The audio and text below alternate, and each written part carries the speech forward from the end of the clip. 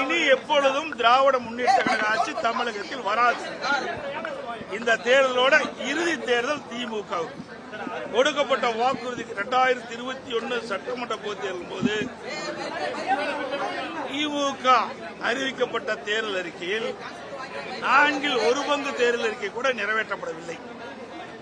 எல்லா தரப்பு மக்களும் போராட்டத்தில் இறங்கிவிட்டார்கள். அரசு ஊழியர் ஒரு பக்கம் போராட்டம், செவிலியில் ஒரு போராட்டம், பகுதி ஆசிரியர் ஒரு பக்கம் போராட்டம், இடைநிலை ஆசிரியர் ஒரு பக்கம் போராட்டம், டாக்டர் ஒரு பக்கம் போராட்டம், சத்துணவு அமைப்பாளர் ஒரு பக்கம் போராட்டம். இன்று தமிழகம் முழுவதும் போராட்ட களம் மாறிட்டது. எங்க பார்த்தாலும் போராடி கொண்டிருக்கிறார் மக்கள். அந்த அளவுக்கு மக்களுடைய வெறுப்பை சம்பாதித்த அரசு திமுக அரசு. அதனால் இந்த தேர்தலோடு மக்கள் திமுகவுக்கு விடை கொடுத்து விடுவார்கள்.